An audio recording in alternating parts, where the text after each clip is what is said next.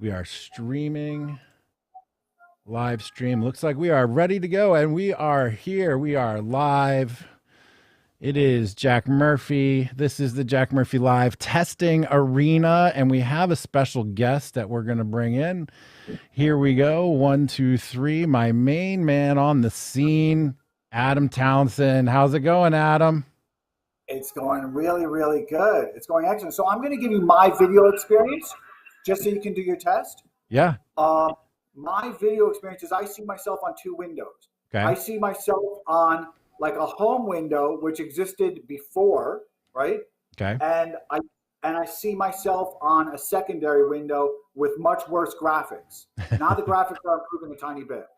All right. Maybe we'll figure out a way to solve that problem. But thank you for joining me, Adam. This is my first attempt at live streaming from my home studio with a third party live streaming in direct to me, peer to peer. No Periscope, no YouTube, no StreamYard, nothing. This is a live host right here, just me. And it looks like it's working out pretty well. I love it. I love it. Although we don't seem to have too many viewers at the moment. I wonder what's going on with that. I'm taking a screenshot right now also so you can see my experience. Yeah.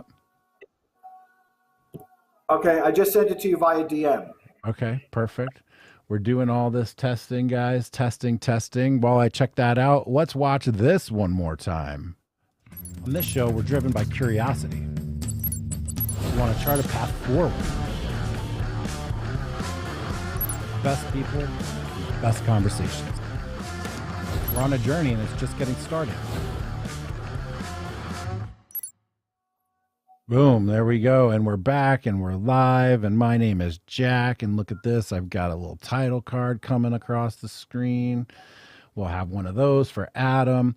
All right, Adam, tell me, while we got you here, we might as well chat for a minute, buddy. How have your Periscopes been going, dude? Because you are just killing it. You've got all kinds of amazing guests, regular appearances. I've seen the numbers, hundreds of thousands of views on some of those suckers. How's that been for you?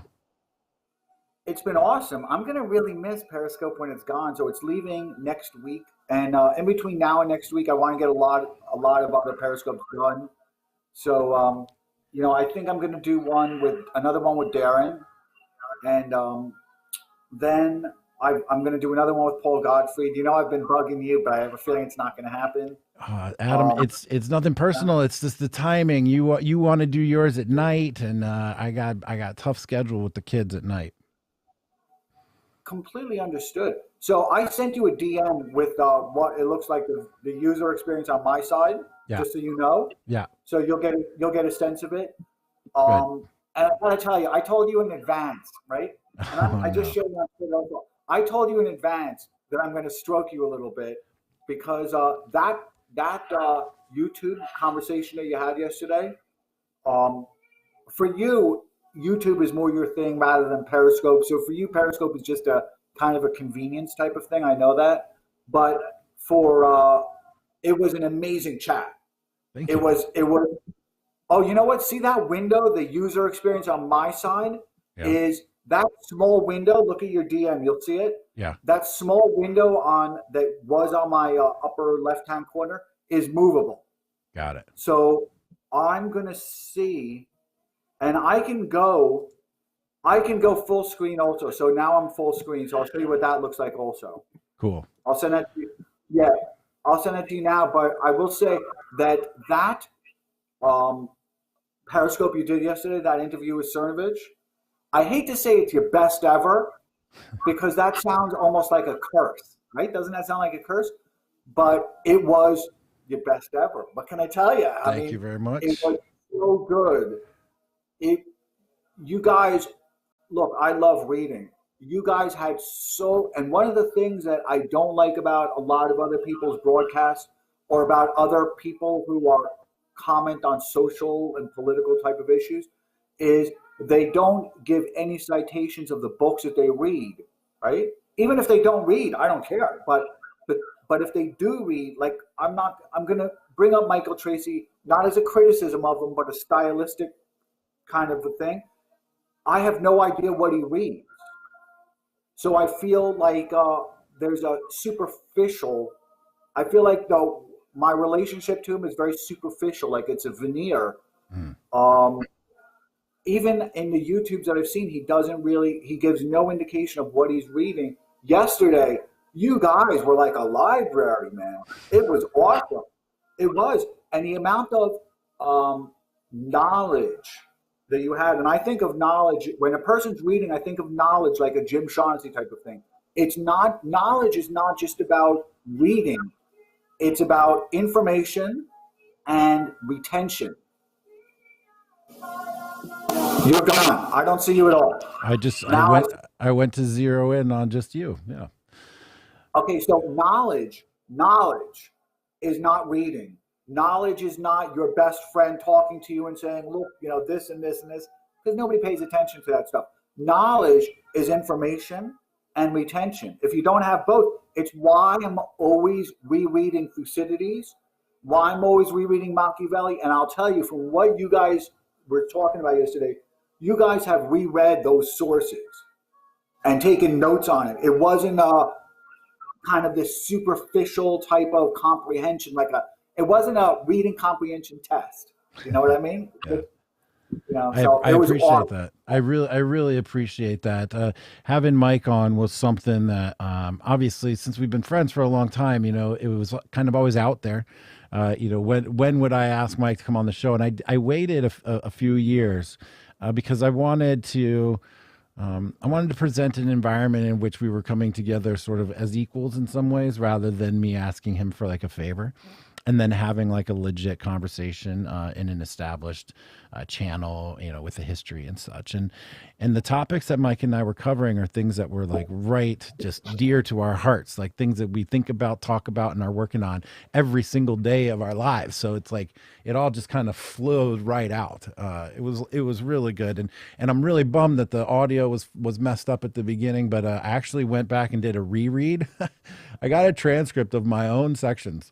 And I went back and did a reread of my own parts so that we could splice in the high quality audio with mics so that we could put out a pro level podcast on that one, because it does need to be good. And the audio problems did take away from it, which is why we're testing this right now. It didn't take away from it. Let me tell you something. I recognized it as soon as I heard it, and it was tinny. I mean, you've heard it, but I didn't want to text you and I didn't want to DM or anything, because it was that good. Honestly, I didn't want to interfere with that kind of a spiritual connection that I was enjoying. I don't think it was a conversation you could have had with anybody else, and so I didn't want to interfere with it at all. And I'm not even sure if you should re-record your part. You know that? Because I think that in that instance, and I was thinking about this yesterday, when it was going on, I was thinking, Jack is going to be unhappy with this. I remember about a month ago, you did the same thing. You re-recorded an audio track, right? And I was like, Jack's not going to be happy with the audio quality, but the listener is going to have to accept it for what it is, because it was too good, man. There's no way you can get that voice inflection, that sincerity back again. So you know what, Jack, you're wrong. Don't do it. I'm telling you, you're wrong. Don't do it. Well, the good part is my big brain, my galaxy brain here, about 20 minutes into the interview where the audio was completely screwed up, my big galaxy brain, I hit this giant record button I've got over here on my audio mixer. And so I would actually recorded the final hour and 20 minutes or so live, local here. So I really only had to redo the first like 4 questions, which was a total of about 5 minutes of me talking. And then the whole hour and 20 of the remainder is totally exactly live in real time. It just happened to have been recorded here in perfect quality. And so we fuse them together, and it's going to be beautiful, because I feel you on that. There was no way to recreate even the ums and the ahs and the stutters and the such were reflective of like the emotion and the content and the pacing, and to redo that with a live, today's energy would have been incongruent. I feel you on that one for sure. And I texted you, and I texted Cernovich, right? And I said, listen, that was the best ever. And I told you guys almost the same thing. It was like a decryption key for both of you guys. When Mike said that he thinks of himself, or he kind of fashions his own um, kind of silhouette, I guess, kind of profile caricature almost of himself sometimes as a Tom Wolfe character. I was like, wow, that's awesome.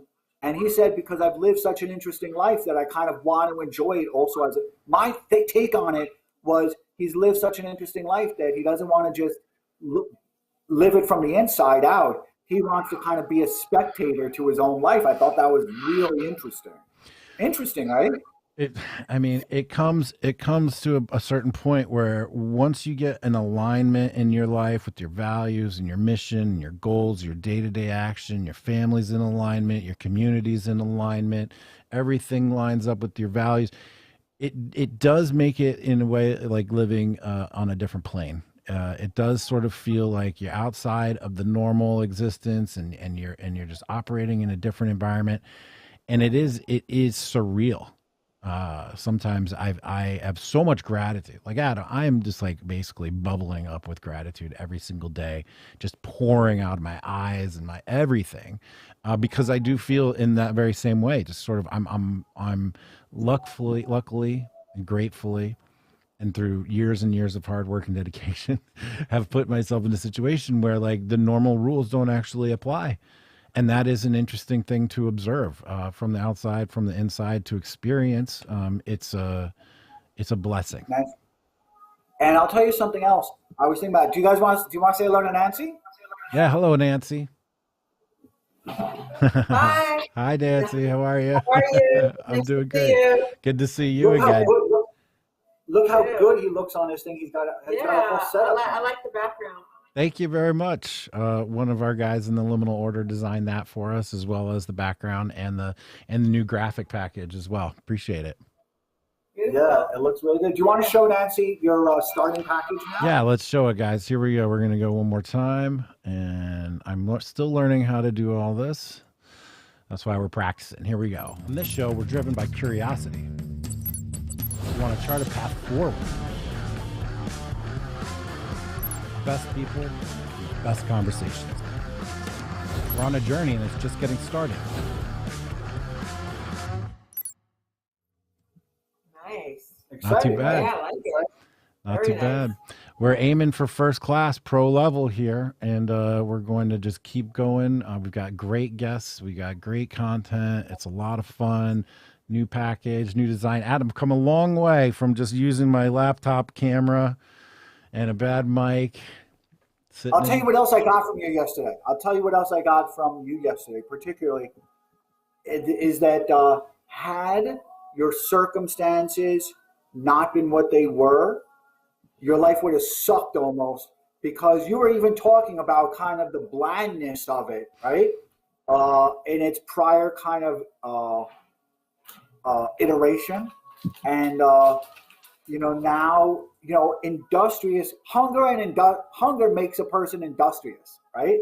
So you're hungry, man. And would you ever have been doing that much reading had it not been for kind of this not just intellectual inquisitiveness, but also just kind of this kind of professional pursuit of it?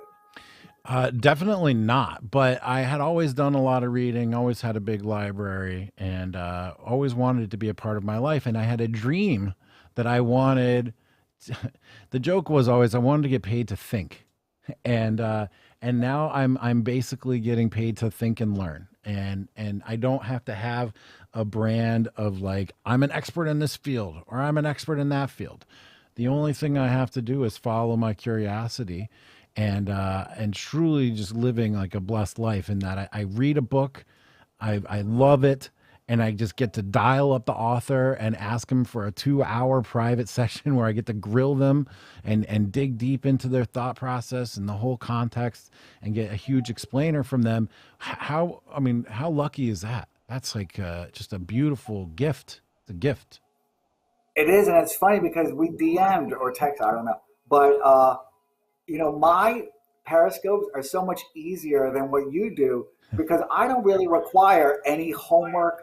Like I've done Darren Beatty twice now. I did Michael Anton, and I let other people do all the hard work. I let them ask the questions, and all I've got to do is just kind of, pick them because I get people like Rising Serpent. I'm sure you know him, Rising_Serpent, who's so smart.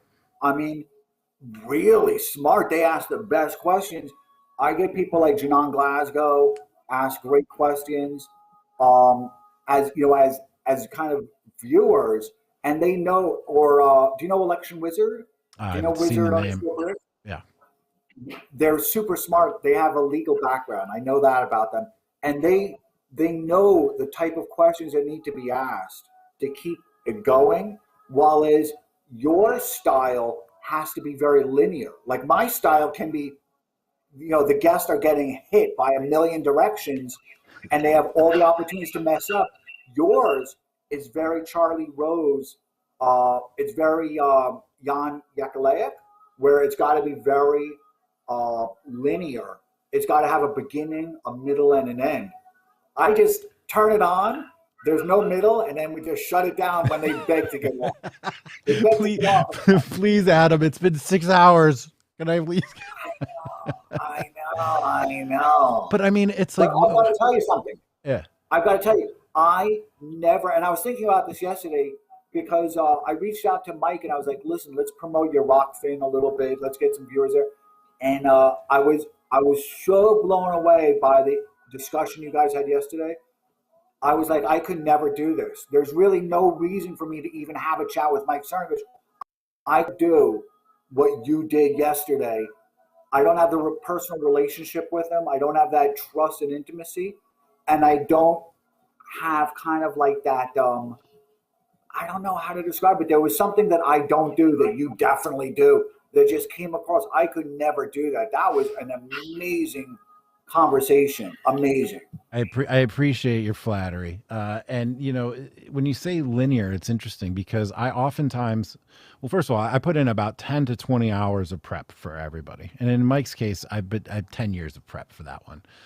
But for guys I've never met before, I read their book, I read all their latest journal stuff, I read reviews and such, watch some podcasts. So I put in, read the whole book and everything, 20 hours probably. And that's per interview, guys, per interview. And then I will write out a whole outline. I'll have groups of subject areas with groups of questions, and I'll have an argument that I want the whole arc of the podcast to take.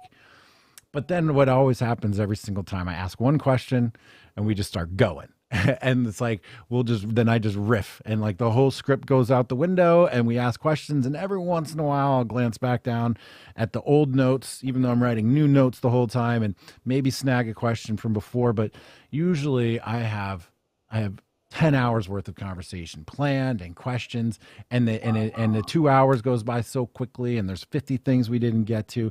So it's linear on one hand, and on the other hand, I don't know if it's obvious or not, but there's a lot of freestyle and a lot of just improvisation that goes on, which I think is only possible in many ways from huge amounts of prep that goes into it too. So I'm not going to change up the process by any means at this point. So I'll tell you my favorite of the ones, right? Because I listen to all of them. I listen to all of them. You're the best. And my favorite is, honestly, forget about Cernovich for right now because that was a different type of thing. That was just two guys, two best friends.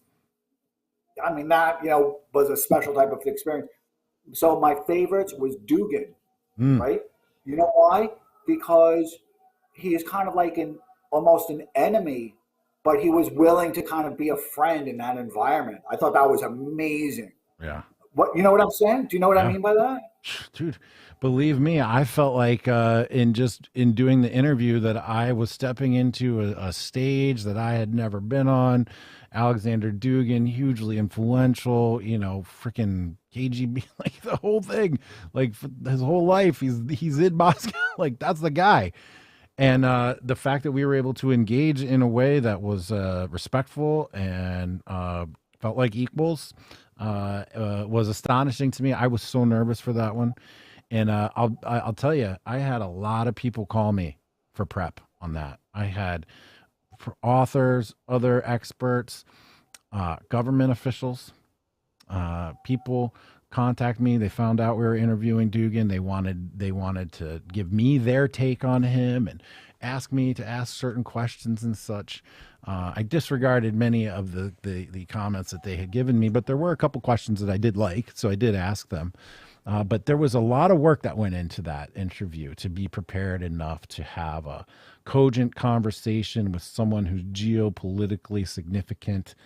And truly in that interview, he gave updates to his positions that were new.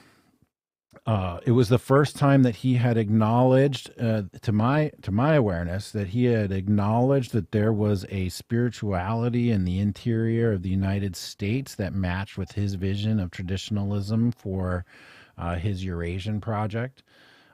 He lays out the difference between coastal people and interior people and the rate of change and their connection to spiritual life and spirituality. And he took the election of Donald Trump as a huge sign that traditionalism and spirituality still survived within the United States, and that even he calls it the what do you call it?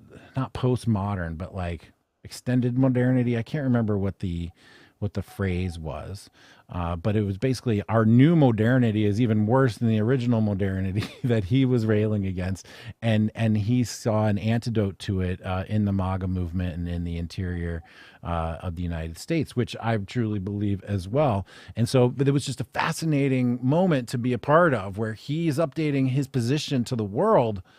In our conversation, and I had Dugan scholars contact me afterwards saying, "Holy crap, man, that was amazing," because that was new from him. And that was sort of one of the moments where I felt like this thing has had some serious legs, and that we should really double down and really invest in this and just keep things moving. So I really appreciate you noting that one. That was a big one for me. Yeah, and I'll tell you some others. I actually re-listened to parts of the one with Millick. Yeah.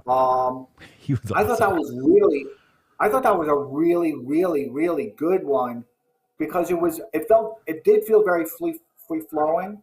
I didn't know anything about like that Title IX stuff or whatever it was, I knew it kind of an inch deep and a mile wide, right? Which is how most people know it, but I didn't know of its kind of consequences kind of downstream, right? I thought that one was amazing. I thought Millerman was really, really interesting, because I don't want to learn Heidegger, to be honest with you, right? I want the children's version of it. Yeah. And I thought it was excellent, because it didn't require me to spend another 15 hours trying to catch up, right? It was there for me. I thought that was excellent. There's some good stuff, man. The first time I talked to Michael Millerman, everybody should follow him on Twitter, _Millerman. We did Dugan for Dummies, and it was the similar thing. I knew that he was a Dugan expert, and I was like, please explain it to me. Which is, again, another perk of being in the situation that I'm in, is I get I want to learn about Alexander Dugan. Let me find an expert. Okay. Hey, would you please take 2 hours out of your day to explain Alexander Dugan to me? Great. Thanks. Talk to you then. And then it's phenomenal. And it's really, again, blessed. So blessed. I mean, how could I complain about this? It's a beautiful thing, a beautiful project. And I get to I'm helping people, and I'm helping the world, and I'm helping myself, and I'm helping the interviewees. Alignment is a beautiful thing, Adam. It's a beautiful thing. Yeah, and I'll tell you, so I watched the Dugan one, and then I saw you tweeted something like for a background on Dugan. So then I got that. I'm not sure if that was the same one where you did, here's a background on Millerman, where you did kind of like this other interview with him, and he explained his experience in Canada. Yeah. And I was like, holy moly, this guy's been tortured. Yeah. I think the dean called him in. If I have a good memory, I think what happened is the dean called him in, and he was expecting a raise or something. Yeah. You remember that? Yeah. And the dean was like, "Buddy, canceled, pal. You're canceled for studying stuff." That's what happened. Michael Millerman, PhD candidate in Canada, his advisory team or whatever the panel is that review your PhDs and stuff, they basically tried to cancel him because he studied philosophers as a philosophy PhD. I just don't understand that. The argument that they made was that, you're studying somebody who's dangerous, but yet the philosophy department still offers 50 classes on Marx, right? Like, Russian history class still offers, about Stalin. Like, that argument about Dugin being too dangerous to learn about or engage with is just absurd, and just a great, again, another representation of the absurdity that's in academia today. So, one last plug for Michael. Follow him on Twitter at Michael M_Millerman. Take his classes. I have not only had the pleasure of interviewing him directly for 2 hours on a number of occasions, but I have taken his personalized small group philosophy classes. He offers, there are like 4 to 6 people. We did a deep dive on Leo Strauss and another one on Heidegger. And it was just been an incredible experience to get that kind of education from somebody in such a intimate setting. Same with Joe Norman as well, Applied Complexity. I'm taking Applied Complexity class with Joe Norman, and I'm chuckling because I think there was a session today that I missed, but there's like 30 sessions. It's like a whole full semester. And so this is kind of bespoke education process that I think people are going to really pick up on. Hey, we got a super chat while we're doing this. Sergeant Holdo, hold on for dear life. He says, I wonder if Adam knows what big tech, Zuck, Jack, and Bezos gain from being super woke. Seems counterproductive to so-called corporate capitalism. What do you think about that, Adam? What do the big tech CEOs, Zuck, Jack, Bezos, what do they get from being super woke? To Sergeant, hold on for dear life here, it seems counterproductive to so-called corporate capitalism. What's your take? So keep in mind, I've been on the other side of the Twitter user experience, right? I've also been an executive and one of the largest shareholders in several different publicly traded companies. And so I understand the tactics that are used to influence board decisions, such as headlines. These are things that when you're a public company, you've got to manage headline risk. It's a very real concern, right? Because of what it does to the stock price. What it not only does to the stock price, but what it does to people that in stock terms, it's called good hands, which means if the stock jumps up 20 points, they're not going to sell it to take the profit. And if the stock dumps down 20 points, they're not going to sell it to take the loss. They're in it for the long haul, right? Good pension funds, good tech funds. So those relationships are threatened when there's bad headline risk. And it's kind of a trickle down type of theory. It's a trickle down type of effect. So I understand that they're also being attacked from headline risk by activist shareholders. They're also being threatened by legislative risk, right? That's another risk that they have to manage, is legislative risk, because of the effect that it has on their stock price, on their sustainability.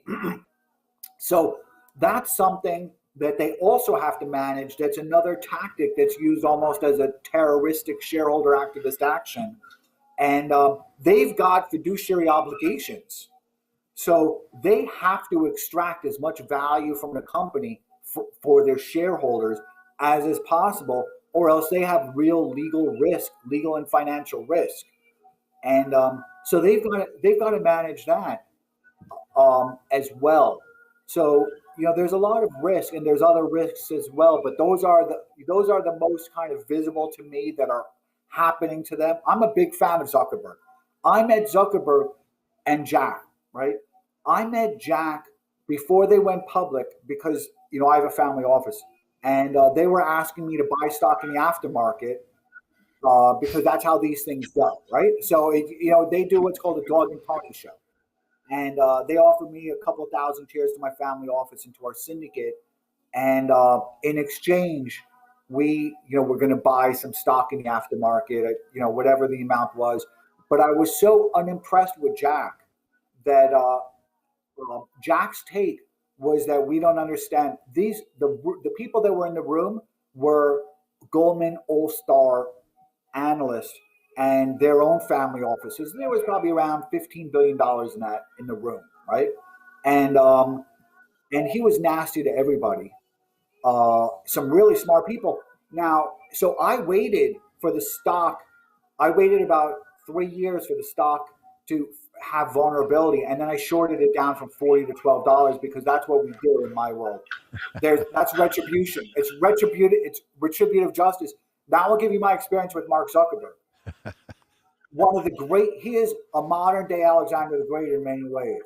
He was back before they went public. They were having issues with mobility, with the mobile experience, right? And when he didn't know answers to questions, he was like, listen, I'll be responsive because I don't know. He was immediately responsive. Within days, I was getting emails. You asked about this, you asked about that. He made himself very available to everybody, where there was kind of a genuineness and a human connection. But I was also like, I would be proud if this guy was my son. I'm an older guy now. I was like, this guy is better than I was at that age.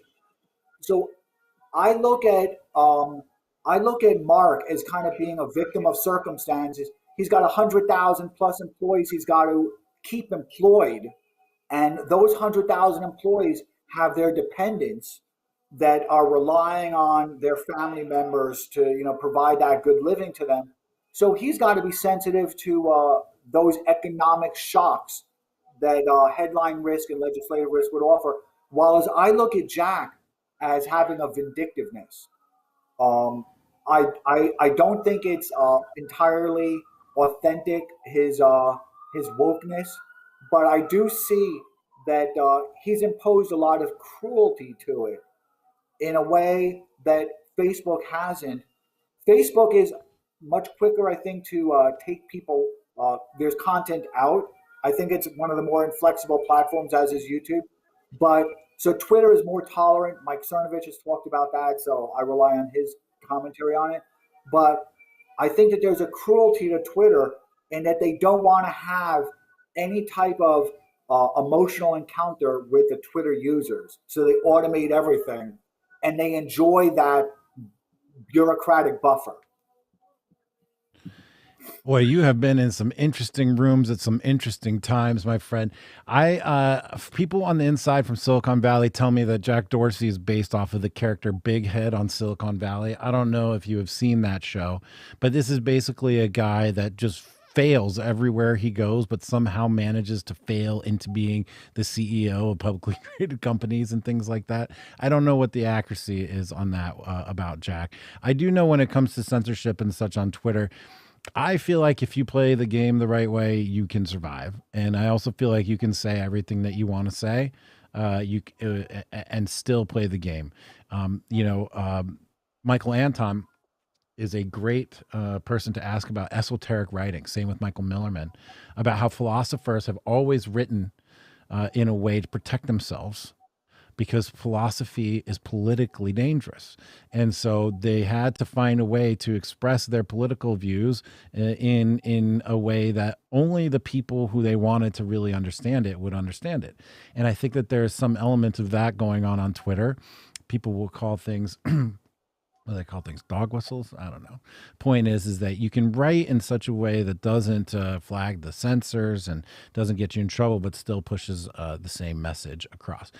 Guys are really chiming in with the super chats right here. So let's go to the super chats. I appreciate that. This is totally unexpected, spontaneous. So Vesuvius says, Jack, please consider a philosophy panel with philosophers like James Lindsay, Michael Millerman, and Stephen Hicks. I'm on it, buddy. 100%. That is a fantastic idea. I've been in my mind, I have been trying to formulate what the right groups are, what the right mix of people is. And the next Friday panel we have coming up, not this Friday, but the following Friday, is Michael Anton and Curtis Yarvin, Moldbug. So that is going to be a fantastic show. So guys, please come check that one out. Another super chat. Matthew Hammond says, could we ever get back to a 1950s, 1960s executive model where executives took it as an insult when they did not pay their employees well, instead of enriching shareholders, or did globalism doom this? Adam, was there a time at which CEOs took pride in paying their employees very well? And did that change? And what had changed it? And is there any way to get back there? Well, I'm going to answer that question in parts, and I'm going to draw, so I'm going to include citations then. I think a lot about, I'm not sure if Matt Stoller coined this phrase, but I think it's potent, which is absentee landlords. So as these companies were acquired and there was all this kind of velocity in transactions, the ownership uh, was no longer immediate and there was no longer proximity to the ownership. So you had these companies in Nebraska in the middle of the country um, that were that's management was now on the coast and did not have, because they didn't have that proximity. They also didn't have the relationship with their managers' children, right? They didn't get to see the children and say, I love this little kid. I can't let this little kid, be hungry. So I would say that that's one part of it. And Matt Stoller perhaps coined it. He's coined a lot of things, right? So we're all friends of Matt Stoller. That's great. Although I disagree with him about a whole bunch of stuff. He's completely wrong about monopolies. You need monopolies, but you just need legislative oversight on monopolies to make sure that they don't that they don't too much intrude upon kind of people's rights to live. So then I would say there's a part two to my commentary on that, which is I come out of Wall Street. I left school in the ninth grade. I hitchhiked around the world, and then I came back just to go to college. And then when I was in college for 2 years, I was like, this sucks. I'm doing nothing but playing sports all day and meeting girls all day and doing this type of stuff. I thought it was a complete waste of time. So I knew I wanted to go to Wall Street. So I cold called into Wall Street. I wound up on Wall Street. And I knew that the people that were in my school that were taking the same economics class, I would have the job that they had ambition towards. By the time they graduated, I would have the job and have seniority in the job that they wanted. So I come out of Wall Street at a very young age, and I saw in the 1980s and 1990s that the demand for sequentially improving earnings, so that's quarter after quarter earnings, was too high to the point that it was unreasonable, and beyond unreasonable, it also drove unethical behavior. So not only did they now have to kind of become a tormentor of their own employees in order to fulfill that obligation, and again, they've got a fiduciary obligation, but it's irretrievable. You can't go back. So I knew in 2019 that Facebook and Google wanted to fire a lot of excess baggage, high wage employees. I knew they were looking for an opportunity. You can't go back to that for a whole bunch of different reasons. So the 1950s is not a franchise, and it can't be replicated.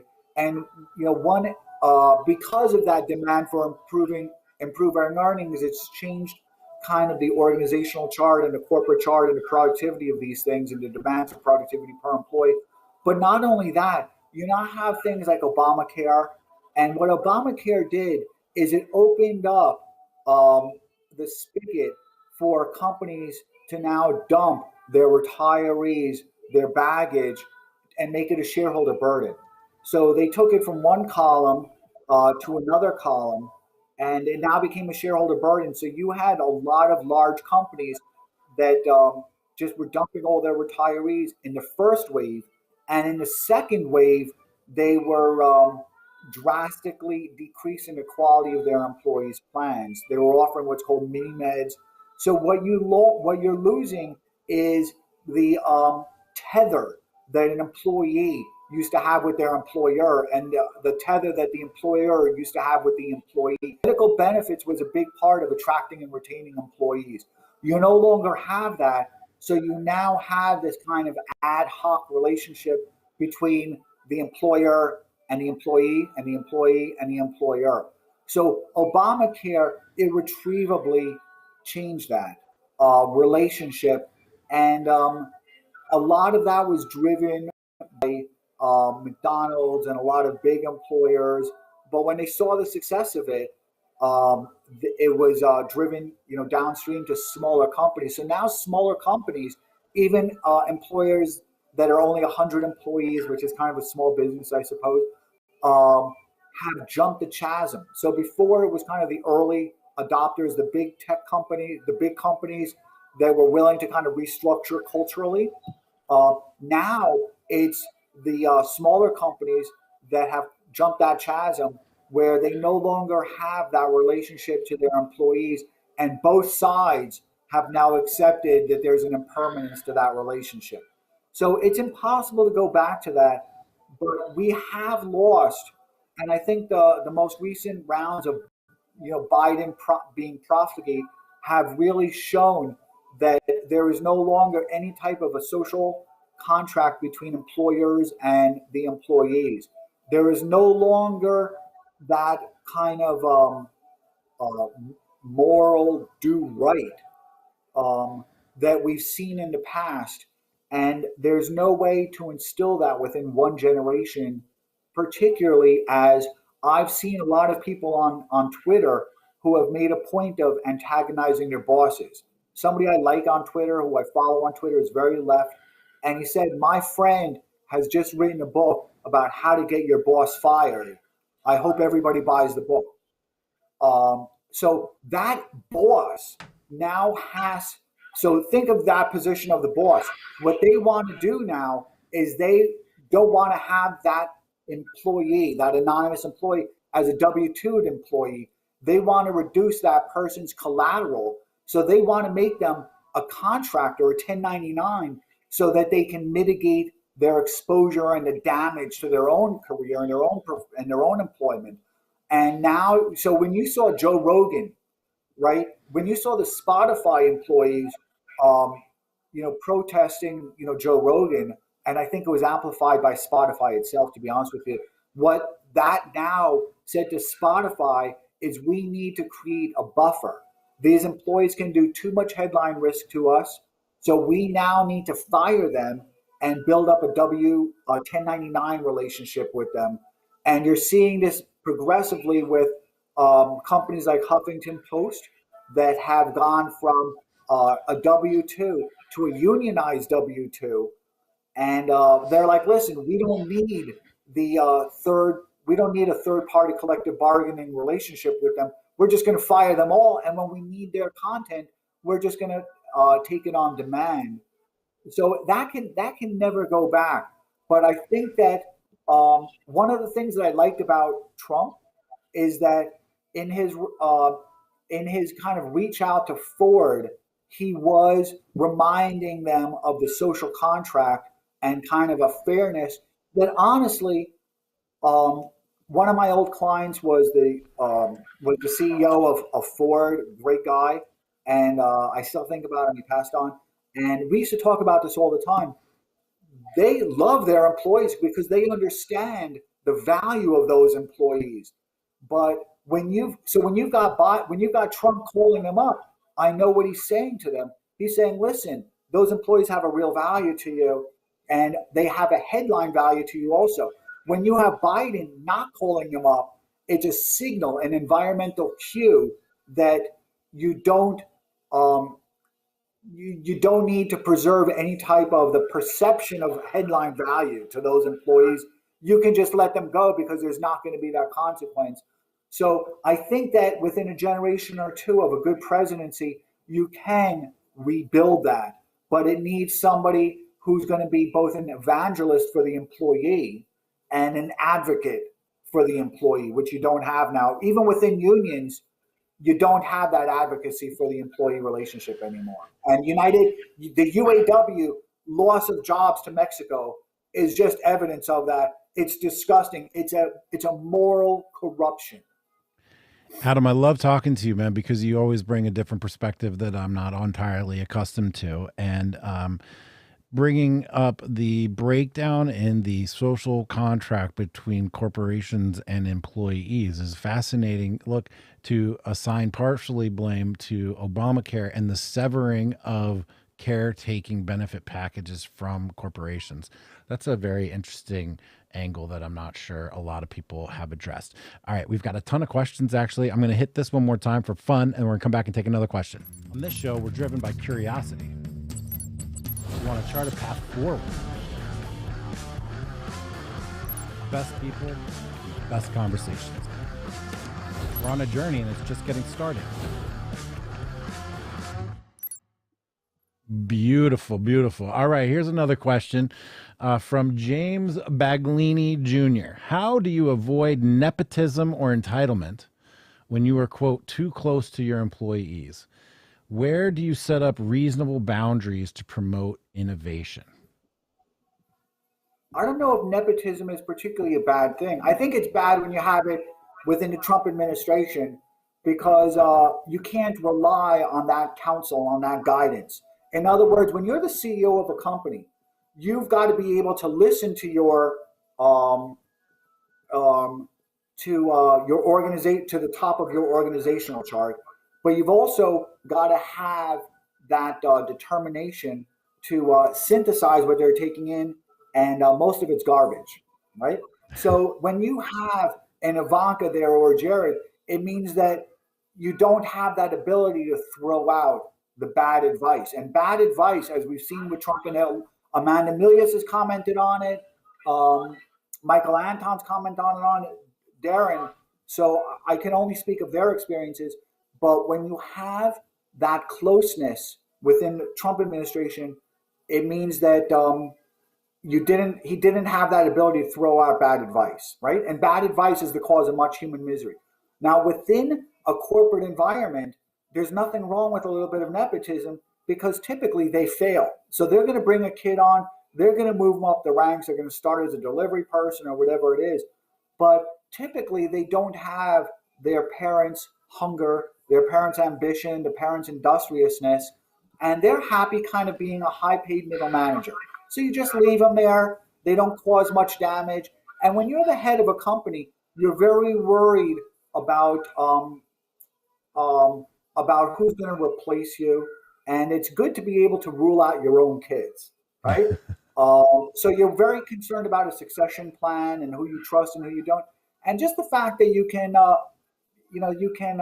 relieve yourself of feeling that it's a requirement to give it to one of your kids is a great thing. So I don't really think that nepotism is a bad thing. I don't think it does damage to a company. I've never seen a company, and I've known a lot of companies.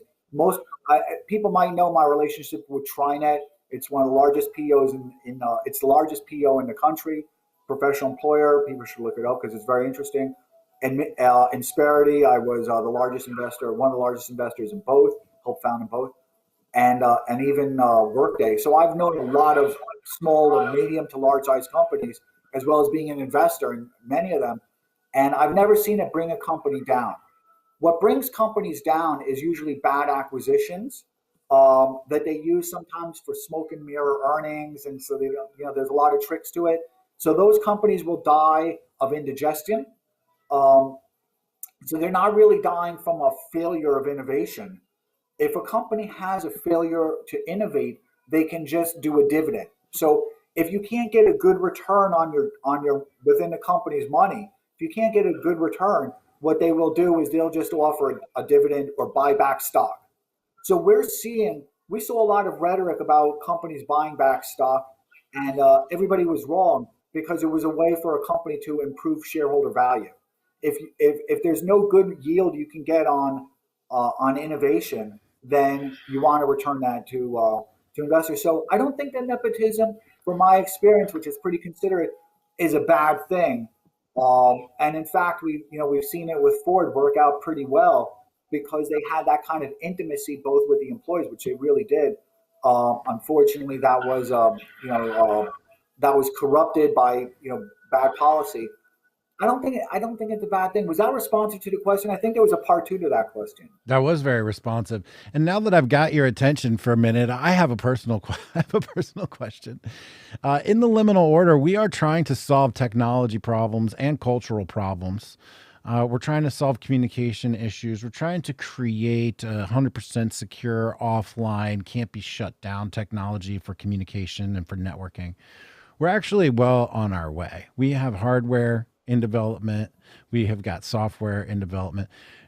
My question to you is there a circumstance in which you would think that it would make sense for us to acquire or invest in a company that is working towards the solutions that we want, isn't necessarily at the end game yet because it hasn't been invented, and we are like would be the first and best customer of this product?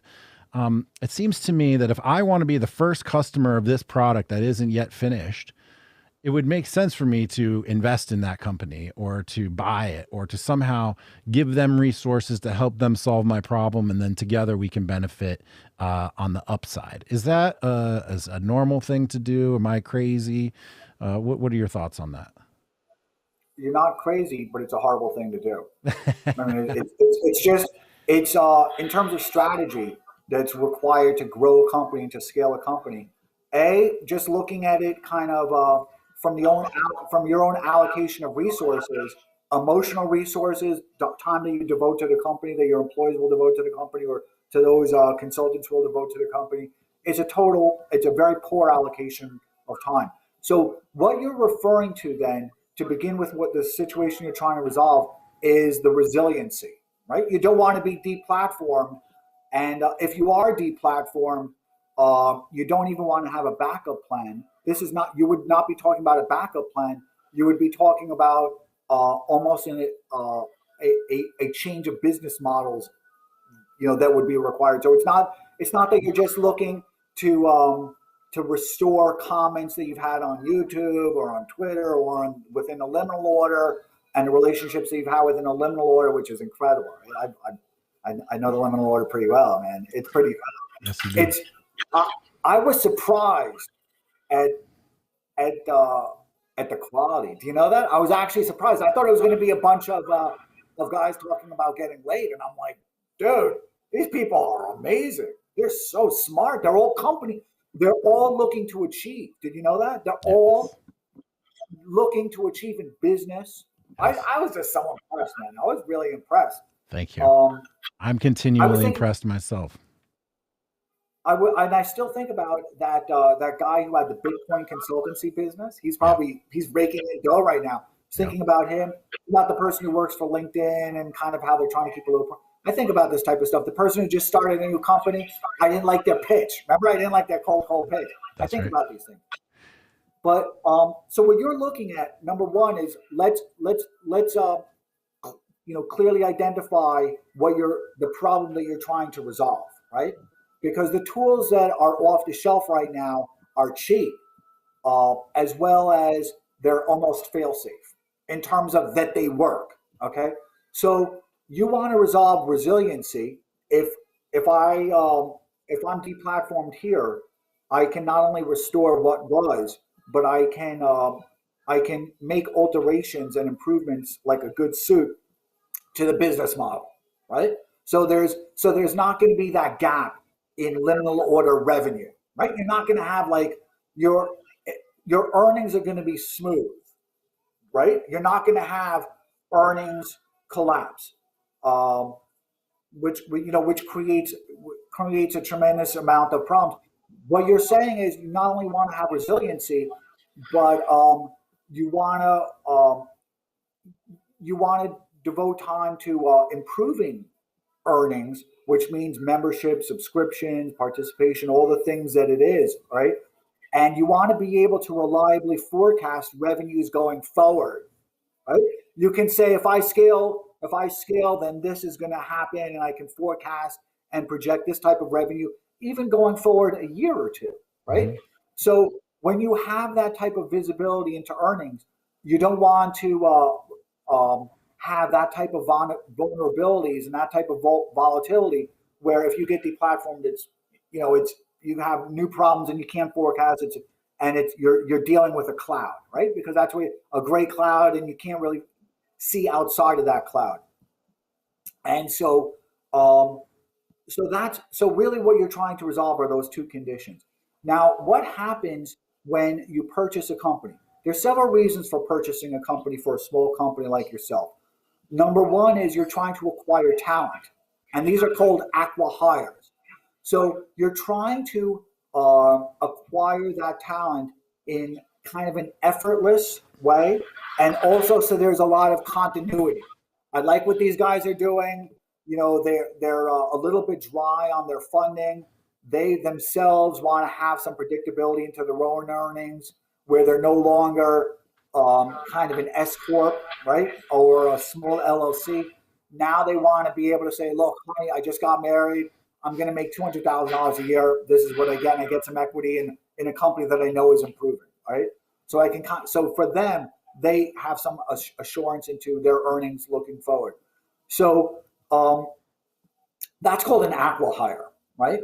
And I'm not going to talk about why big companies do that, but I will say, you know, why a liminal order would do that. That would be called an aqua hire. But now what you're acquiring are also employees that want to take over your company, right?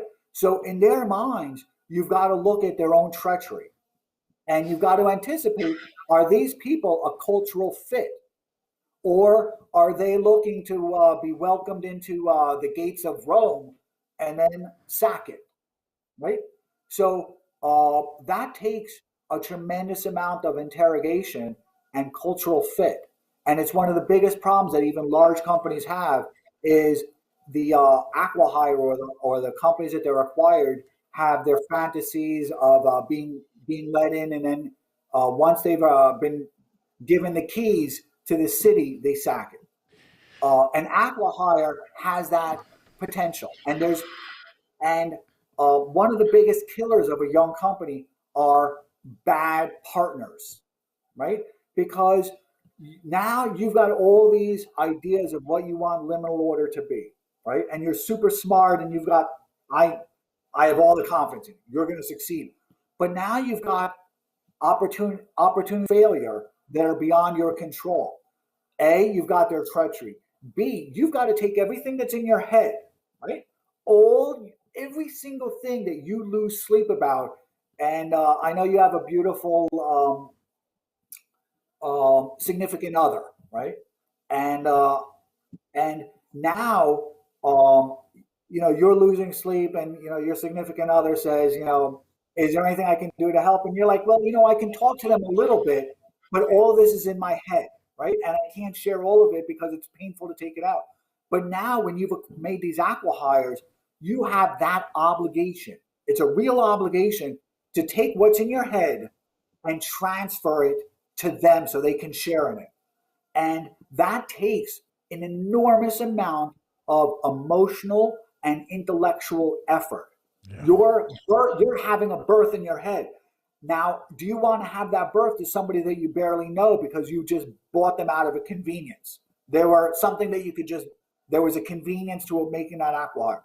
Another thing that happens with these companies when you acquire them is because they're still building a product, now you've got to be the chief engineer, the chief coder, the chief salesperson, because you're like, well, listen, I'm going to be their first and best client. But now for that company to be sustainable, you've got to acquire other clients. That means you've got to build a sales funnel, and now you're beyond just kind of the salary demands and the hiring demands of recruiting other talent to be a revenue officer and all of this.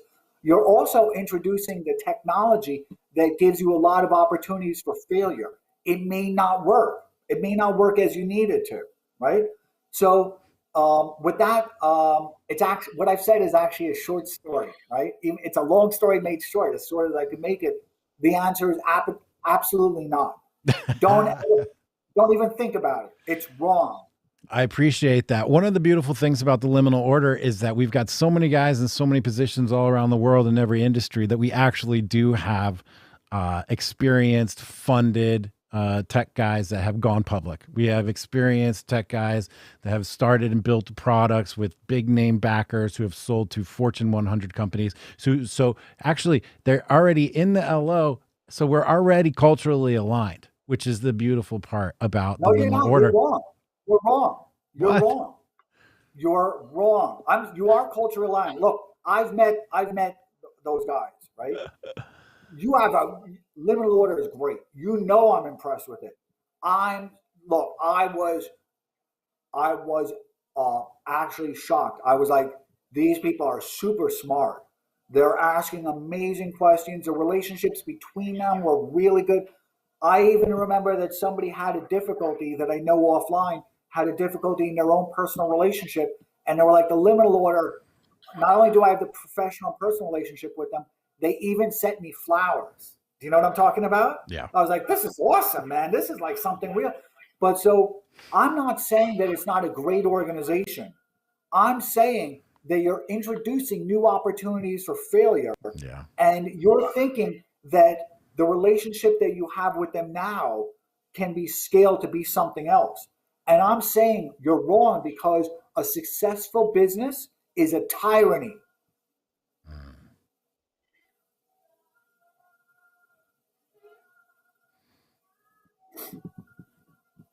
I'm internalizing that one.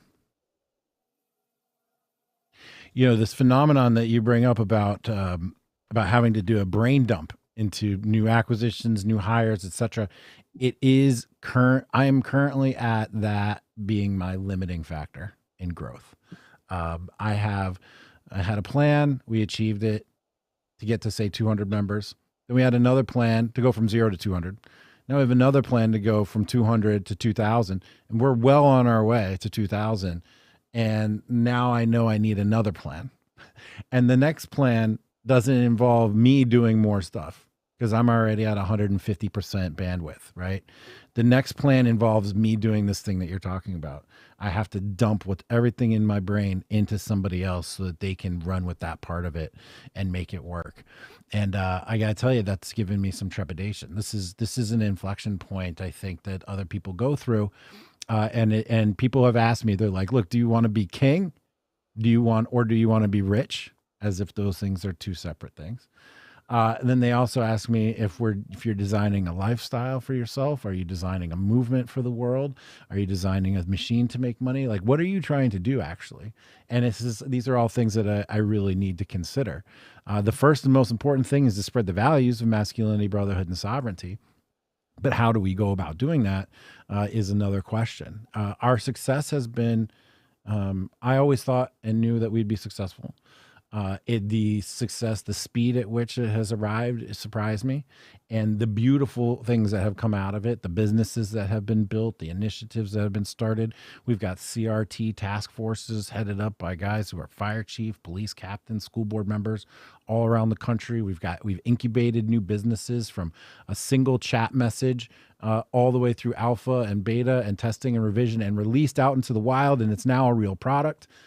The community aid stuff that you're talking about, we took care of that guy and a few other guys who went through personal crisis. All those things have been happening at a pace that I dreamed about, didn't anticipate. And so now we're actually at a point where we need a new plan. And so internally, we've been coming together. Yeah. Let me give you an answer. You're wrong again. Tell me. We're now talking about business, okay? And these things that you've described don't have to be mutually exclusive. Okay. Lifestyle business, Insperity, which used to be called Administaff, we were a publicly traded company. We had 24 million shares, but we were still a lifestyle business. And that's the way the CEO, Paul Savary, used to think of themselves. Lifestyle businesses, for example, my friend Barry Sloan, who has NewTek, a publicly traded company. Lifestyle business has to do with the distribution of profits. Number one, has to do with the distribution of profits.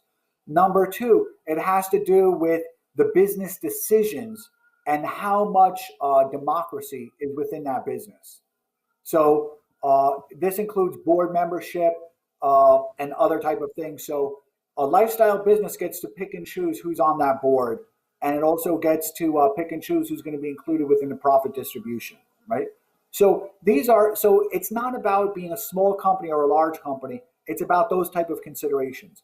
Number two is, in terms of taking what's in your head and that being a limited factor, you're not going to be able to do it by yourself, right?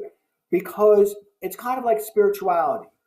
There's a certain point when you're beyond meditation, right? And you're like, listen, if I'm going to actually be a true spiritual person, right? Beyond kind of the nonsense of San Francisco, it's garbage, right? Or but it is what it is, right?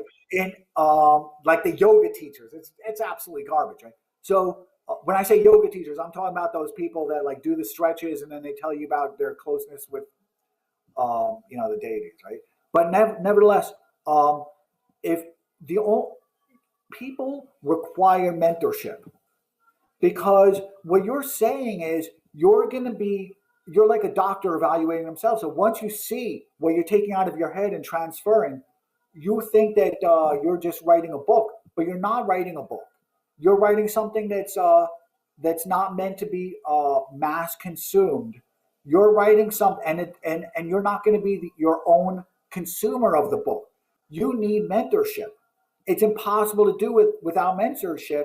You need somebody who's already been super successful, who's going to say, Jack, you're wrong, you're right. You can't get that from a spouse. You can't get that from a friend. You know why? Now, a mentor can be a friend, but you can't get that from a friend, because a friend, in order to sustain and preserve that friendship, has to have a kindness to their words and has to have an indirectness. And a friend has to, has to be thoughtful and have an awareness of what they're saying and how you're kind of taking it in. A mentorship is somebody that's been super successful, and what they're doing is they're transferring everything that's in their head to you. Do you follow me? They're going through that excruciating process of transferring what's in their head to you. But now you've got an obligation to take everything that they're transferring to you and turn it into a value. Otherwise, it's just garbage, right? Otherwise, it's just garbage, and they've wasted their time with you. So what you're saying is it's a limiting factor, and it's a limiting factor because you're trying to do it by yourself. And deep down, you know that it's going to be insufficient. That the result, that the yield on it's going to be insufficient, and you know that if you're just sharing it amongst the liminal order and the other people, that their counsel, and again, well-intentioned advice is the cause of and bad advice is the cause of much human misery, right? So they're not going to have the relationship with you that's going to see bad advice to the end. They're just going to hang up the phone no matter how much you love this person. Seneca wrote about who's a trusted friend. Once somebody is a trusted friend, as it is with Mike, no matter what they do, you love them. Okay? A mentorship, no matter what they do, you worship them. You're not their peer. You're peers with the liminal order. Reese co-founded CNN. He then founded the Food Network. Marvin Rosen was is the lead partner and one of the founders of Greenberg Traurig. These are not my peers. I don't get to talk back to them. You get to talk back to the liminal order. You get to talk back to your significant other. You don't get to talk back to someone like this because you're not their peer. You're Dugan's peer in many ways because you're a good student. They're the professor, you're a good student, so you know what the relationship is, and there's kind of an equality to the relationship.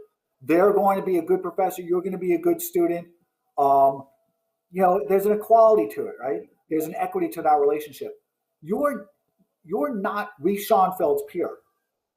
No matter how rich you are, you didn't create CNN, right? You're never going to be their peer. You might even have more money than them. You never founded CNN. I know Ted Turner. You never founded CNN. I know Pat Buchanan. You didn't, have the career and the life of Buchanan. No matter what you've been through. Mike Cernovich, who I love, super genius, hasn't had the life of a Patrick Buchanan, right? It just is what it is. So the next level up from a Cernovich is like a Pat Buchanan, right? Who has also led that, Tom Wolfe type of life.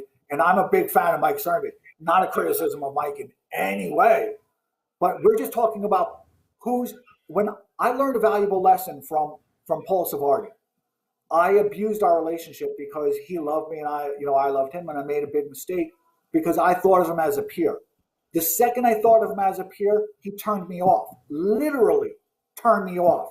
He would still talk to me. He'd still, he would still send Nancy, who was, ill at that time, cards and how are you feeling? And I hope everything is well. But in terms of that transfer of technology and, that exchange, that spigot was shut, the light switch was off. So you're not going to get that from liminal order. I'm not criticizing liminal order. You have amazing people, amazing people. You're their peers, and it's this collaborative type of environment. You've got to seek out someone, and I know you've got availability to these people. So, I know the pursuit. I know the pursuit is going to be a quick chase, right? Because you're great. So a lot of people are going to want to take you in, but you're not their peer. You don't get to talk back to Reese. He gets to talk. You get to ask the good questions. Do you know what I'm saying? Adam, how does somebody my age, 45 years old, reasonably well accomplished, all that, how does somebody like me go about finding a mentor? Okay, so what does a mentor want? Reese, Nancy, watch this. Come here for a second. Nancy, come here for 1 second. I'm gonna teach you a valuable lesson about life. Watch this. Watch this. Watch this. Take notes on this. It's going to change your life. I'm taking notes, dude. Second. We're recording. We're live. Hundreds of people watching. They're going to listen to. Who's a better son to Reese? Me or his actual birth sons?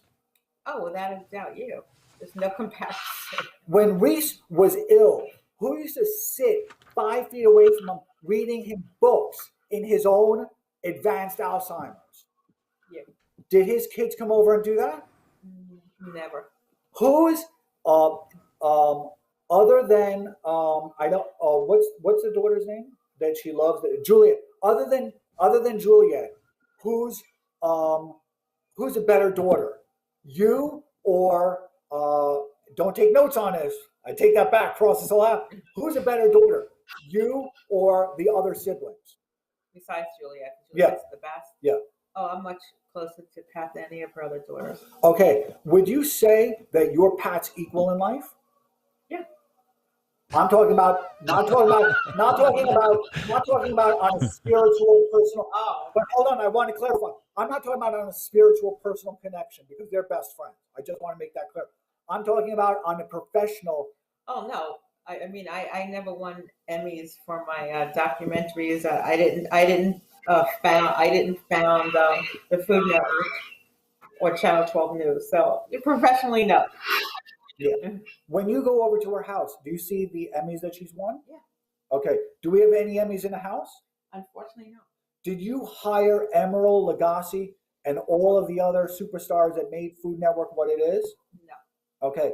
Did you sell your shares in Food Network to Squibb, right? Yeah. Squibb. Okay. No.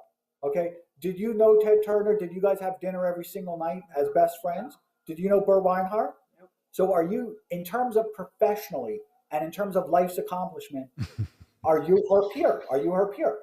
In terms of professional accomplishments, no. I'm not talking human to human. I'm talking about professional. Okay. Am I Reese's peer? Professionally, no. I mean, but we're in total separate professions. So it's like, it's not like I was a competitor and she did better than me. I did great in mine. She did amazing in hers. You do great in yours. You definitely do great in yours. But when you're with her, and I know the answer to this already, when you're with her, do you ever think, not spiritually, not on the human connection, because they're best friends? So it's a little bit unusual because they are best friends rather than just a mentor. I mean, they're just love. They love each other. But are you always aware of watching your language, watching how you express yourself, watching the words you choose? Because you've also got to be aware that she's not your peer on a professional level. I mean, yeah, but she's such a comfortable, down to earth person. She has zero. Well, the reason why we're best friends, one of the reasons, because she has no heirs. If you met her, you would never know she founded this. She got 20 million. She has multi-million. You would never know. Okay, now watch this. Thank you, Mo. Can you give me a little soda? When I was with Reese, who wasn't my best friend, much more of a mentor type of relationship, even though I loved him so dearly. Not only was I a better son, but I had an awareness every second I was with him that I'm not his peer. I would never use a curse word, ever. Never used one. What? I would never use a curse word. Yeah, Nancy said she would never use a curse word with Pat either. I was always aware every single moment I was with them that I'm in an audition. Even though he loves me, I'm not his peer. I'm in an audition.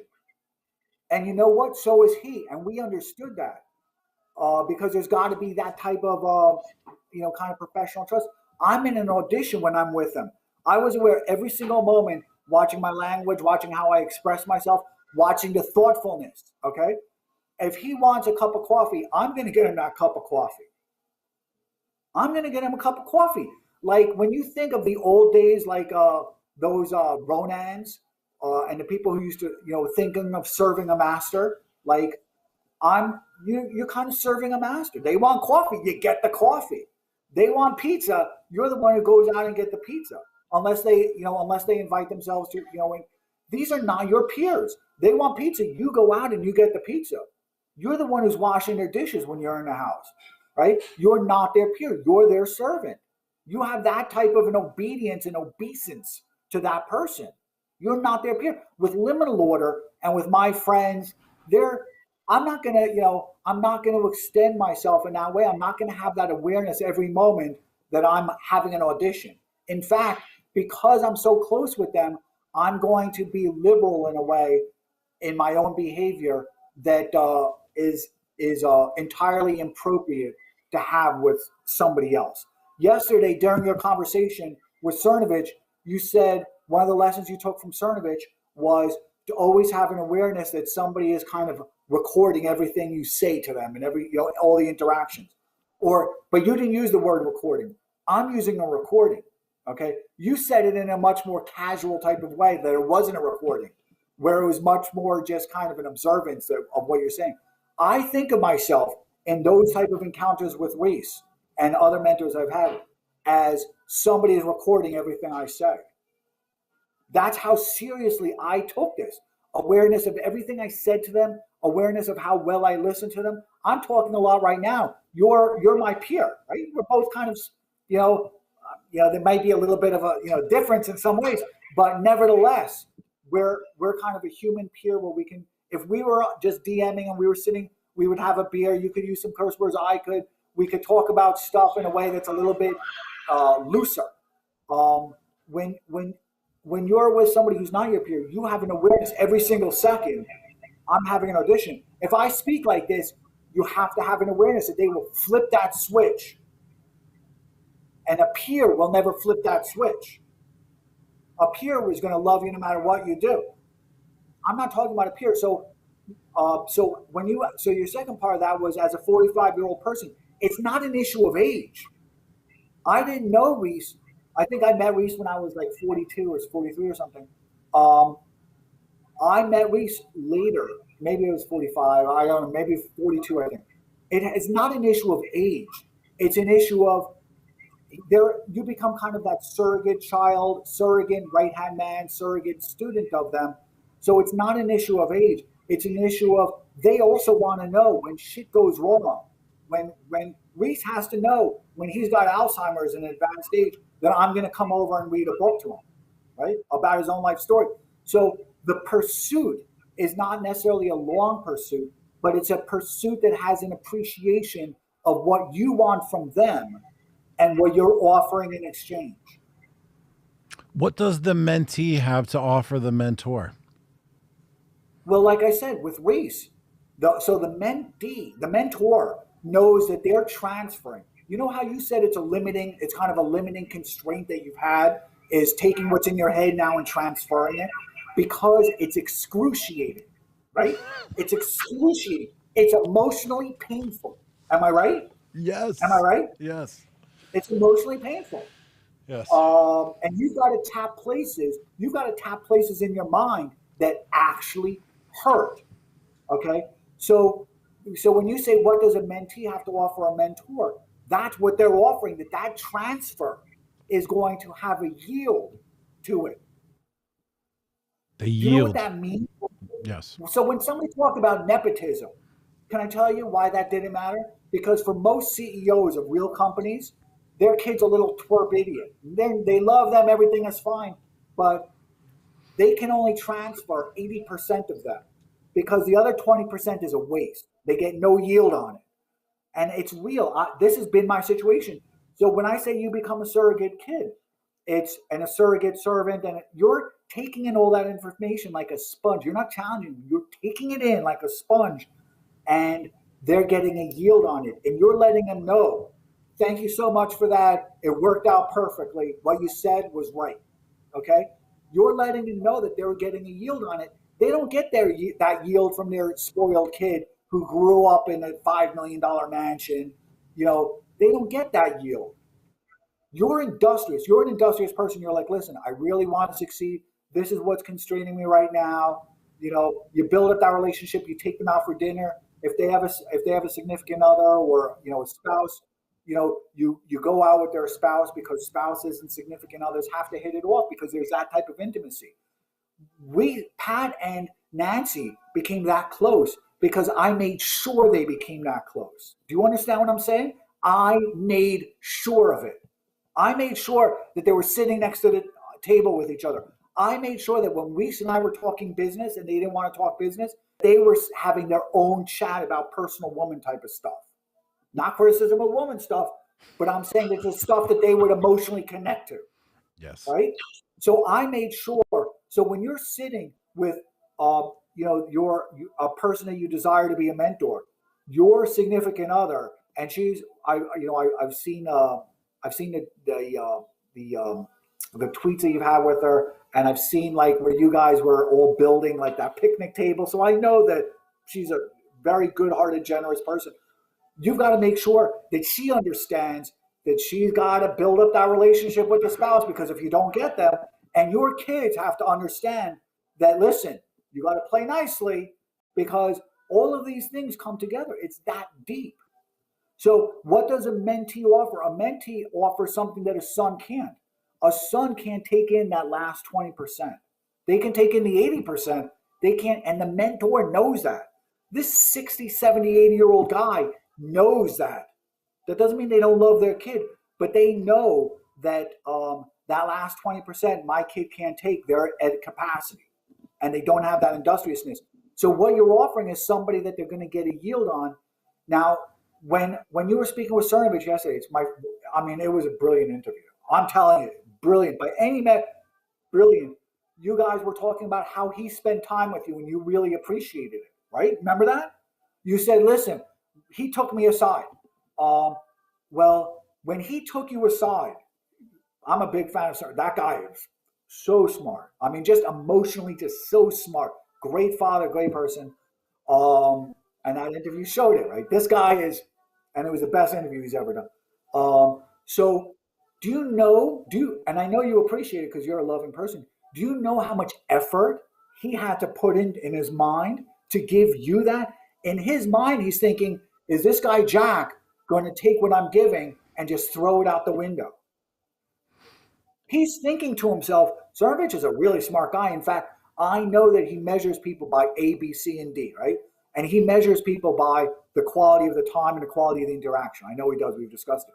So he's thinking to himself, is this person an A or a B? How much yield are they going to get? Or am I just wasting my half an hour of my own time and my own emotional reservoir? Now, when you're looking for a mentor, you've got to appreciate that because of their success, because of all the competing interests that they have, imagine what Cernovich went through with you and that love that Cernovich transferred to you and the emotional intelligence that he transferred to you with a multiplier. Because it is. I've got to tell you like it is, right? So that mentee, so you've got to have a pursuit of the mentorship, and that's difficult for young people to have these days, because just as you have those absentee landlords like Matt Stoller, described, that also means if I want Mark Zuckerberg as a mentor, right? It used to be that you would show up at 6 o'clock in the morning when he's showing up, right? Because he's obviously a workaholic. So you would show up at 6 o'clock in the morning and you would make sure you're in an elevator with the guy, that you're sharing jokes with him, very kind jokes with him, and that he knows that you're a good person. But now, because he's an absentee landlord, he hasn't, he's lived in, I know certain things, and Jeff Bezos hasn't been in the office in years. He lives in, whatever. And he hasn't been in DC ever. So I don't know why they're picketing his house. Nevertheless, Nevertheless, if I desire Mark Zuckerberg as a mentor, it used to be I would just take the elevator with them. Doesn't matter who they are. They're not my peer, but still, I could take the elevator with them. We can have that chat. It could just be job security. We're going to have that chat. You can't do that with Mark Zuckerberg right now.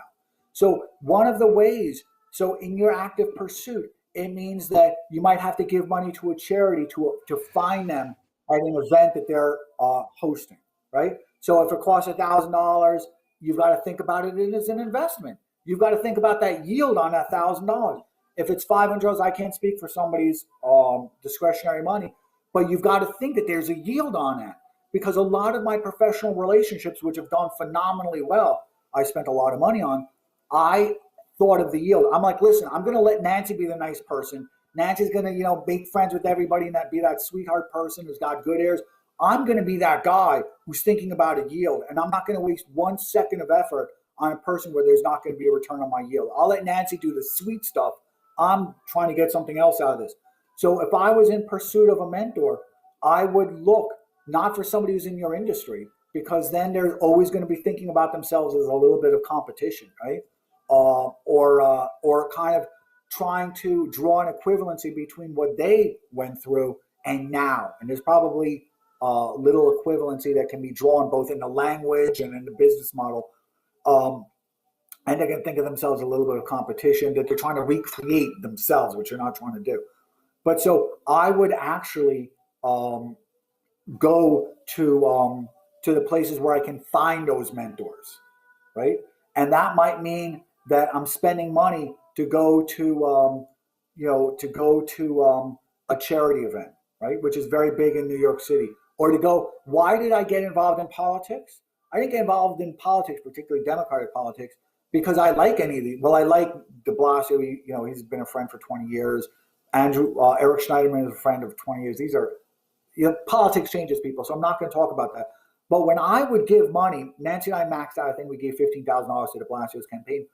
George Soros' right-hand man, who's a good friend of ours, was there. So I also want to have that relationship, that availability to George Soros. I like George Soros. Forget about the oligarch type of stuff. Who cares about that, right? That's their problem. I'm talking about reality. The other issue is I also want to be in a room with the right people. Now, the problem with being in the room with the right people is the right people know they're the right people, and the right people are workaholics. The right people's biggest problem in life, or one of their biggest problems beyond personal health, is that they're sitting behind a desk all day. They don't have that professional network that you can deliver to them, right?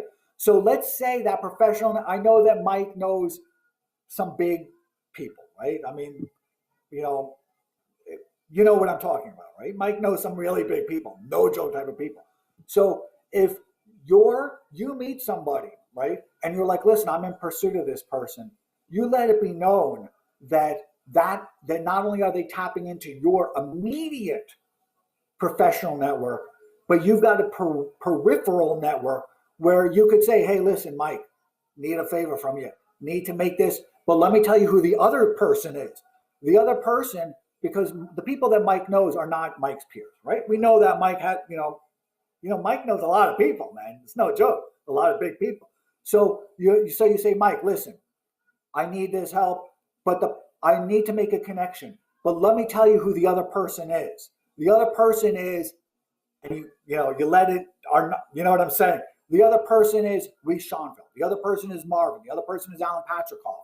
So it's not like you're saying it's going to be a goof off meeting this person where it's just going to be meeting a celebrity. So when you go to that party that you gave $500 to, be it a political fundraiser, and you were talking about how you first met Mike because Mike was saying, don't give, you're doing things wrong. You said the person you were supporting got in trouble criminally, right? And Mike said that, do something different, right? You see, I have a good memory, right? So I did those political things because I wanted to be in a room with those very important people. Ken Starr, I did a Periscope with Robert Burns. We were talking about a friend of mine, our former accountant named Ken Starr, who, not the legal guy, Ken Starr. Ken Starr was the accountant, the auditor, managed a all the financial wealth for Warren Buffett's philanthropy, for everything that Uma Thurman, everything of Al Pacino, everything. I mean, I could just go on. Wesley Snipes. I could just go on. A-list people. Uma Thurman is not your peer, right? But Uma Thurman's got the same problem. Uma Thurman's like, I need to expand my social network, but I can't even leave my house. So I want to expand my professional network, but I can't leave my house because I'm just going to get mobbed. I want to be in a room of the right people. So part of your thing with these mentors is you're a rainmaker. They're 60 years old. They're like, listen, I need a legacy and I need to take all this wealth, like Batty in Blade Runner, right? When Batty says, listen, I've lived all this life and it's all going to be gone. Remember that? When you saw that scene, did it change your life? It changed your life in that way, right? He said, everything I've seen is going to be gone. And you were like, holy shit, that's freaking deep, right? It's why it's a classic movie. So that mentor is now encountering the same thing. They're 60, 70, or 80 years old. They're like, it's all going to be gone. My kid's a goofball. It's all going to be gone. And their social network is all 60, 70, 80 years old. They're all tapped out, right? They're done. Their life is kind of coming to its close. So they don't have that availability of the young people, right? So if I'm Reese Schoenfeld, I'm not going to just go to a party just to go to a party. And, I'm not going to have the opportunity to meet some of the people that Mike knows, right? Because those people have their own challenges with expanding their social network. So you're kind of a rainmaker. And those people need people like you because their social and professional network is over. That's it. It's done. Nothing is young. Everybody they know is 60 or 70 years old. I talk a lot, right? I love this stuff. Mentorship, you cannot succeed today. Write this down. It's never going to happen without a mentor. Hyper-competitive world. Hyper-competitive. I'm in the market. But you've got to be in pursuit.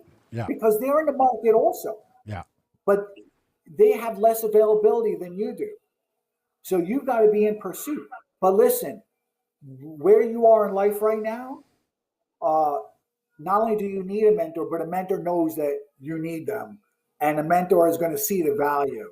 And they're going to be able to measure in real time the value and the yield on their time and their energy. And they can measure it in real time. One of the things I always took pride in, or still do, is that if somebody takes the time to give me some good advice, I put it into practice. And when you put it into practice, and people are way more apt to give you advice and to put in more investment into you, if they see that you are listening, you can process it and you can apply it and it can be successful. That is just the groundwork for a very virtuous cycle. I love this conversation because you're absolutely right. I'm in a position right now where I need that. And I'm actually bringing something to the table as you described in many ways. I mean, one thing I have for sure is a network. I think I need to take a deep look. I'm at a real inflection point, Adam. I've exhausted my plans. I had a plan. We finished it. Had another plan. It's in practice. It's working. Everything's working. Now I need a new plan and I'm moving into new territory for myself. I've managed $15 million companies, 100 employee companies, things like that in the past, but this is different. This is different. It's a new model. Well, let me tell you why it's different. Yeah, Let me tell you why it's different. Because when you're young, think of Gary Kasparov wrote a book. Everybody should read this book. I think it's called From Chess to the Boardroom. You should read it. Everybody should read this book. Gary Kasparov's a bit of a nut, right? We know that. But listen, that guy is smart. Chess is war. Chess has lieutenants. Chess has commanders. Chess has generals. He's not just playing chess. Magnus Carlsen is not just playing chess. They're Alexander the Great's leading these huge battles. I mean, these guys take a day off from move to move where they're consulting with their lieutenants, their generals. I mean, it's a whole hierarchy. Did you know that? Yeah. Okay. Yeah. But did you know there's a hierarchy, kind of like a military regime hierarchy? Were you aware of that? No. At that level, yeah. So he wrote a book. I think it's called From the Chessboard to the Boardroom or something like that. And he makes a very important point, not just about startups, but about life. When you're younger, you're making the opening moves in life. you're 25, 30 years old. It needs to be explosive and you can make mistakes. Because the board is wide open, right, as it is in chess or in Scrabble, you can afford to make mistakes because there you have lots of opportunities to make corrections and you have your opponents making mistakes as well. So you can make mistakes. The board is wide open, and the mistakes are recoverable. As you get into the middle game, which is where you're going into now, I had the same conversation with Ali, by the way. As you're getting into the middle game, which is where you definitely are now, what you've discovered, right? And you can't even tell your significant other probably. This is really personal type of stuff. You're talking about stuff that's in the back of your identity. Is you can't make mistakes. You're like, holy shit. I used to be able to have failures, right, and recover from them.